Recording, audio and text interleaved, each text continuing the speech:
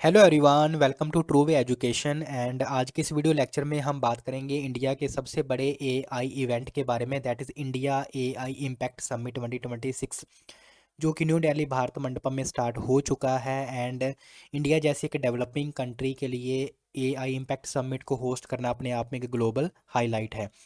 इसी के साथ हम देखेंगे कि ऐसी जो एआई समिट का आने वाले समय में in future Indian economy, Indian governance and Indian AI ecosystem के ऊपर क्या इम्पैक्ट हो सकता है और इंडिया के लिए ऐसे समिट की क्या है इम्पोर्टेंस। तो आज हम इसको जो है एक एनालिसिस वे में डिस्कस करेंगे। और इसी के साथ जो हमें एक कंट्रोवर्सी एक यूनिवर्सिटी के अराउंड देखने को मिल रही है इस एआई समिट में, उसको भी आज हम डिस्कस करेंगे। अगर आप भी यूपीएससी, स्टेट पीएससी, अंदर अदर कॉम्पिटिटिव एग्जाम के लिए प्रिपेयर कर रहे हैं एंड ऐसे ही न्यूज़ एनालिसिस के लिए फॉलो कर सकते हैं ट्रू वे एजुकेशन को, तो यहाँ पे हम देख सकते हैं कि इसको एआई इम्पैक्ट समिट जो है उसको यहाँ पे स्टार्ट कर दिया गया है। और यहाँ पे बात की जा रही है एआई फॉर ऑल, यानी कि यहाँ पे एआई को मोर इंक्लूसिव बनाने के ऊपर फोकस किया जा रहा है। सो अगर हम बात करें एआई इम्पैक्ट समिट 2026 की, तो ये एक मेजर इंटरनेशनल कॉन्फ्रेंस है जो कि भारत मंडपम न्यू दिल्ली में स्टार्ट की गई है। और यहाँ पे मेनली फोकस किया जा रहा है एआई इनोवेशन के ऊपर, गवर्नेंस के ऊपर, एथिक्स एंड रूल्स के ऊपर एंड ग्लोबल कोऑपरेशन के ऊपर यहाँ पे बात की गई है। सो अगर हम बात करें तो यहाँ पे न्यू दिल्ली में इसको होस्ट किया जा रहा है, जहाँ पे हमें वर्ल्ड लीडर्स जो टेक्नोलॉजीज कंपनीज के CEO like Sam Altman and Google के सुंदर पिचाई एंड अदर जो सीईओज हैं मेजर टेक कंपनीज के, वो हमें देखने को मिल रहे हैं। इसी के साथ ग्लोबल लीडर्स लाइक अभी हमें जो फ्रांस के प्रेसिडेंट हैं मैनुअल मैक्रोन, वो देखने को मिल रहे हैं। और काफ़ी अदर कंट्रीज़ के जो वर्ल्ड लीडर्स हैं वो भी यहाँ पे पार्टिसिपेट करते हुए हमें नज़र आ रहे हैं। सो अगर हम बात करें तो यहाँ पे जो एआई रिसर्चर्स हैं, पॉलिसी मेकर हैं, स्टार्टअप एंड जो इन्वेस्टर्स के फाउंडर है, वो हमें यहाँ पे देखने को मिल रहे हैं। तो यहाँ कहीं ना कहीं इंडिया की तरफ से एम किया जा रहा है कि अपने आप को जो है यहाँ पे एक ग्लोबल हब के तौर पे and responsible and AI inclusive AI development में जो है प्रेजेंट करने की इंडिया की तरफ से अपने आप को कोशिश यहाँ पे की जा रही है। सो अगर हम बात करें तो स्टैटिक पॉइंट से यहाँ पे इसको भारत मंडपम में ऑर्गेनाइज करवाया गया है, मल्टी जो डे इंटरनेशनल इवेंट है। और लार्ज स्केल पे यहाँ पे हमें ग्लोबल पार्टिसिपेशन देखने को मिल रही है। इसी के साथ टेक्नोलॉजी एग्जीबिशन यहाँ पे लगाए गए हैं, डिफरेंट कंपनीज़ के पेविलियन, यूनिवर्सिटीज़ के पेविलियन यहाँ पे हमें देखने को मिल रहे हैं। और इसी के साथ एआई जो स्टार्टअप्स हैं वो भी हमें यहाँ पे शोकेस होते नज़र आ रहे हैं। तो अगर हम बात करें कि इंडिया के लिए ये समिट इतना मैटर क्यों करता है, तो अगर हम देखें तो फर्स्ट टाइम ऐसा हुआ है कि किसी एक डेवलपिंग नेशन में, किसी एक डेवलपिंग नेशन की तरफ से इतना बड़ा ग्लोबल एआई समिट जो है जो होस्ट किया गया है। तो फर्स्ट ऑफ ऑल तो यही एक हाईलाइट यहाँ पे बन जाता है। सेकंड, यहाँ पे इंडिया को एक एज अ सेंटर देखा जा रहा है ग्लोबल एआई गवर्नेंस डिस्कशन। तो एआई गवर्नेंस डिस्कशन में यहाँ पे इंडिया एज अ सेंटर के तौर पे बना हुआ है। अभी जो वर्ल्ड लीडर्स हैं एंड अक्लॉस ग्लोबल जो डायस्पोरा, वो यहाँ पे बात करता हुआ नज़र आ रहा है। सो अगर हम बात करें तो इसी के साथ इंडिया रिफ्लेक्ट कर रहा है अपनी एम्बिशंस। इन फ्यूचर में इंडिया जो है ethical and inclusive AI development के ऊपर काम करना चाह रहा है। और इसी जो है एजेंडे को यहाँ पे फोकस मेनली किया जा रहा है, इंडिया की तरफ से इस एम्बिशन को शो यहाँ पे किया जा रहा है। सो अगर हम बात करें कि इंडिया ऐसे समिट से इंडिया का जो diplomatic and technological influence across global और बढ़ेगा। और इसी के साथ इंडिया ने एक सिग्नल भी दे दिया है कि इंडिया की जो अभी कोर प्रायोरिटी है, कोर जो स्ट्रेटेजिक प्रायोरिटी रहेगी इंडिया की आने वाले समय में, वो एआई डेवलपमेंट होगी। सो अगर हम बात करें कि यहाँ पे ग्लोबल पार्टिसिपेशन की, तो यहाँ पे हमें देखने को मिल रहे हैं सैम आल्टमन जो कि सीईओ हैं ओपन एआई चैट जीपीटी के। सो अगर हम बात करें सुंदर पिचाई जो कि गूगल के सीईओ हैं। इसी के साथ डेमिस हैसाबिस हमें देखने को मिल रहे हैं जो कि सीईओ हैं डीप माइंड के।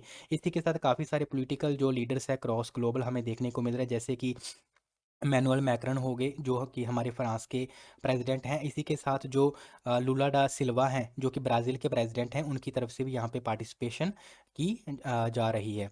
सो अगर हम बात करें कि यहाँ पे इंडिया की तरफ से अपना जो एआई विज़न है उसको प्रेजेंट किया जा रहा है। और मेनली इस ग्लोबल एआई समिट के अगर हम हाइलाइट्स की बात करें तो यहाँ पे इंडिया की तरफ से प्रेजेंट किया किया जा रहा है एआई फॉर सोशल गुड। तो एआई फॉर सोशल गुड, और यहाँ पे इंडिया की तरफ से जो इंडिया में डेवलप किए गए हैं इंडिजिनस एआई टूल, उसको यहाँ पे प्रेजेंट कहीं ना कहीं किया जा रहा है। सो अगर हम बात करें तो हेल्थ केयर डायग्नोस्टिक में इंडिया की तरफ से प्रेजेंट किया गया है सही एंड बोध इनिशिएटिव। तो ये आप अपने एग्जाम के लिए याद रखेंगे, सही and Bodh initiative are related to India's health care AI tool है ये यहाँ पे। एग्रीकल्चर ऑप्टिमाइजेशन में अभी हमने रिसेंटली जो हमारा यूनियन बजट 2026 प्रेजेंट किया गया था, उसमें भारत विस्तार इनिशिएटिव किया था, और इसके ऊपर मैंने भी एक वीडियो में इसको अलग से कवर भी किया था। तो एग्रीकल्चर टेक्नोलॉजी में हम भारत विस्तार को डेवलप करें, ऐसी इसी तरह से हम स्मार्ट गवर्नेंस में जो है भारत जन सर्वम एआई कोश जो कि एक एआई डेटा जो है डेटा बैंक है, उसके ऊपर काम कर रहे हैं। एजुकेशन अगर हम बात करें तो एजुकेशन में हम बोधन एआई, दीक्षा एंड स्वयं जो एआई टूल है उस पर बात कर रहे हैं, उसको हम डेवलप कर रहे हैं। तो ये इंडिया की तरफ से अपने जो एआई टूल है डिफरेंट डिफरेंट फील्ड में वो यहाँ पे प्रेजेंट किए गए हैं। इसी के साथ इंडिया की तरफ से जो प्रेजेंट किया गया है that is inclusive AI. So inclusive का मतलब कि AI is accessible to all. So चाहे कोई हमारी सोसाइटी में लोअर लेवल पे है, चाहे कोई अपर लेवल पे है, चाहे कोई अमीर है, चाहे कोई गरीब है, तो सभी एक्सेस कर पाए। सो इंक्लूसिव एआई को डेवलप करना यहाँ पे कहीं ना कहीं एक फोकस बना हुआ है। So ensuring AI tool is accessible to all regional language, चाहे वो किसी भी रीजन है, साउथ नॉर्थ एंड किसी भी रीजन में जो है एआई एक्सेस होना चाहिए। तो रीजनल लैंग्वेज में एआई को डेवलप करना मेनली रूरल एरियाज़ के लिए, क्योंकि रूरल एरियाज़ में क्या होता है कि एक तो इंटरनेट कनेक्टिविटी वहाँ पे प्रोवाइड नहीं हो पाती, और दूसरा है कि वहाँ के जो लोग हैं वो ऐसे टूल को जो यूज़ नहीं कर पाते। तो रूरल एरियाज़ के लिए सिंपल वे में एआई को प्रेजेंट करना, एआई टूल ऐसे डेवलप करना जो कि रूरल जो लोग हैं, जो थोड़े हम बोल सकते हैं कि जो थोड़े अनएजुकेटेड लोग हैं वो भी इसको यूज़ कर पाएँ। ऐसे ही पब्लिक सर्विस सिस्टम में जो है यानी कि गवर्नेंस में एआई को लेके आना। इसी के साथ मेनली इंडिया की तरफ से फोकस किया जा रहा है यहाँ पे एथिकल एंड रिस्पॉन्सिबल एआई के ऊपर। सो ऐसा नहीं होना चाहिए कि एआई का जो रिजल्ट है, एआई का डेटा है जो बायस हो। सो बायस रिडक्शन को कम करना, एआई के डेटा में ट्रांसपेरेंसी लेके आना, सेफ डिप्लॉयमेंट करना and regulation of the framework, और एआई के ऊपर जो है रेगुलेशन यहाँ पे मेंटेन करना, जो इंडिया का मेनली यहाँ पे फोकस किया है।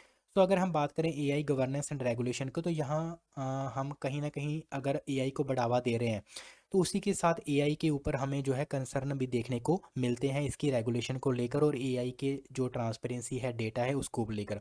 सो अगर हम बात करें तो यहाँ पे एक मेनली फोकस किया जा रहा है एआई गवर्नेंस की रेगुलेशन के ऊपर।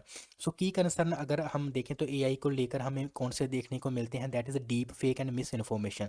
तो जैसे हम देखते हैं कि रिसेंटली काफ़ी सारी सेलिब्रिटीज़ के हमें डीप फेक वीडियोज़ इमेजेस देखने को मिले। तो deep fake and miss information एक एआई के ऊपर जो कंसर्न है, एआई का मिस यूज़ इलेक्शन में करना, डेटा को मैनिपुलेट करना, स्पीचेस को मॉडिफाई करना, तो एआई मिस यूज़ भी एक कंसर्न यहाँ पे बना हुआ है। सबसे बड़ा कंसर्न है डेटा प्राइवेसी का, जो इतना सारा डेटा है जो एआई को प्रोवाइड किया जाता है। सो एआई मॉडल बेसिकली बेस होता है डेटा के ऊपर जो कि उसको प्रोवाइड किया जाता है, तो डेटा प्राइवेसी कहीं ना कहीं यहाँ पे कंसर्न है। क्रॉस बॉर्डर एआई रेगुलेशन के ऊपर भी यहाँ पे कंसर्न देखने को मिलता है। Global standard for AI safe development, so यहाँ पे इंडिया की तरफ से एम्फेसाइज किया जा रहा है cooperation between the developed and developing nation to create the fair AI policies. तो developed nation and developing countries, क्योंकि फर्स्ट टाइम इंडिया जैसी एक डेवलपिंग कंट्री में इसको होस्ट किया जा रहा है, तो एज ए ब्रिज इंडिया की तरफ से यहाँ पे अपने आप को प्रेजेंट किया जा रहा है। सो अगर हम बात करें कि डूरिंग दिस समिट में हमें फर्स्ट डे अगर हम बात करें तो काफ़ी सारा क्योस यहाँ पे देखने को मिला, और जो हमारे आईटी मिनिस्टर हैं अश्विनी वैष्णव जी, उनकी तरफ से भी यहाँ पे पब्लिकली अपोलोजाइज भी किया गया। तो अगर हम देखें तो ओवर क्राउडिंग हमें देखने को मिली फर्स्ट ओपनिंग डे पे, और ऐसा बोला जा रहा है कि लॉन्ग क्यू 7 AM से बनी हुई थी, और 9 AM के ऊपर जो है एंट्री वहाँ पे देखने को मिली, एंट्री मैनेजमेंट का इशू देखने को मिला। इसी के साथ टेम्परोरी जो सिक्योरिटी रीज़न के चलते जो है टेम्परेरी क्लोजर देखने को मिले एग्जीबिशन एरियाज़ के, एंड काफ़ी सारे लॉजिस्टिक चैलेंज भी हमें देखने को मिल रहे हैं। तो यहाँ पे तो ये चैलेंजेस हमें देखने को मिले। सो अगर हम बात करें कि यहाँ पे एक जो कंट्रोवर्सी हमें देखने को मिली एक यूनिवर्सिटीज़ के अराउंड, जो कि आप यहाँ पे देख भी सकते हैं इसका नेम। तो इसके अराउंड जो है हमें कंट्रोवर्सी क्या देखने को मिली कि जो यूनिवर्सिटी है उसकी तरफ से एक रोबोटिक डॉग जो है अपने पैवेलियन में प्रेजेंट किया गया, और बोला गया कि ये उनके इकोसिस्टम का पार्ट है, यानी कि उनकी तरफ से इसको डेवलप किया गया है। लेकिन आफ्टर जब सोशल मीडिया पे ये आउटरीच हुआ कि ये जो रोबोटिक डॉग है ये बेसिकली चाइना का एक प्रोडक्ट है एंड चाइनीज़ जो मीडिया है उनकी उनमें भी जो ये न्यूज़ थी काफ़ी हाईलाइट होगी। तो उसके बाद जो है काफ़ी कंट्रोवर्सी देखने को मिली कि चाइना के प्रोडक्ट को यूनिवर्सिटी की तरफ से जो है अपना प्रोडक्ट बना के यहाँ पे शोकेस किया जा रहा है। उसके बाद फिर हमें एक पूरी कंट्रोवर्सी देखने को मिली। तो ऐसी कंट्रोवर्सी से क्या होता है कि ऐसी डिबेट से जो ऑथेंटिक इनोवेशन है, कहीं ना कहीं इंडिया की जो इमेज है अपने आप को एज ऑथेंटिक इनोवेटर के तौर पे बताने की, वो इम्पैक्ट होती है। ट्रांसपेरेंसी का यहाँ पे इशू देखने को मिला है। इंटरनेशनल एआई क्रेडिबिलिटी कहीं ना कहीं इम्पैक्ट होती है। तो फिलहाल अगर हम बात करें तो जो यूनिवर्सिटी है उसका जो पेविलियन था यहाँ पे उसको हटा दिया गया है यहाँ से। सो अगर हम बात करें कि ग्लोबल सिग्निफिकेंस क्या होगा ऐसे समिट का, तो जैसे हमने पहले भी बात करी कि इंडिया अभी एक जो है सेंटर बना हुआ है ग्लोबल एआई डिस्कशन का। तो अभी अगर हम ग्लोबल सिग्निफिकेंस की बात करें तो AI is now a central to international diplomacy. तो इंटरनेशनल डिप्लोमेसी का अभी एक सेंटर एआई जो है इंडिया बना हुआ है। इसी के साथ डेवलपिंग नेशन की कहीं ना कहीं जो वॉइस है एआई रेगुलेशन को लेकर वो स्ट्रेंथन होगी, क्योंकि फर्स्ट टाइम इंडिया में इसको होस्ट किया जा रहा है एक डेवलपिंग नेशन में।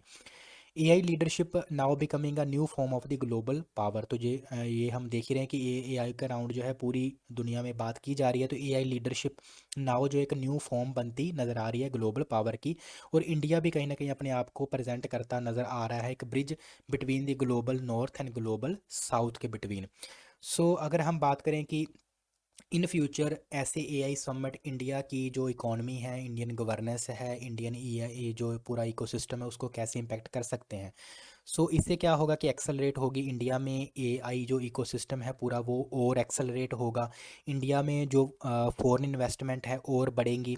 जो डिफरेंट कंपनीज है ग्लोबल, वो यहाँ पे अभी हमने देखा था कि विशाखापट्टनम आंध्र प्रदेश में भी जो डेटा सेंटर वो इस्टेब्लिश किए जा रहे हैं।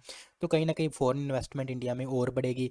रिसर्च कोलैबोरेशंस और बढ़ेंगे। इंडिया का जो ग्लोबल रेपुटेशन है, डिप्लोमेटिक जो स्ट्रेंथ है, इंडिया की डिप्लोमेसी की जो स्ट्रेंथ है और बढ़ेगी।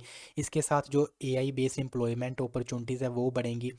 तो हम बोल सकते हैं कि इंडिया कहीं ना कहीं आने वाले समय में जो है एक एआई हब हमें बनता हुआ डेवलपिंग नेशन में देखने को मिलेगा। सो आपका क्या है ओपिनियन एआई को लेकर, एआई के फ्यूचर को लेकर, आप नीचे कमेंट सेक्शन में बता सकते हैं। ऐसे ही न्यूज़ एनालिसिस के लिए फॉलो कर सकते हैं ट्रू एजुकेशन को। इस वीडियो को आप ज़्यादा से ज़्यादा अपने दोस्तों के साथ जो भी प्रिपरेशन कर रहे हैं उसके साथ शेयर कर सकते हैं। So thank you, bye bye.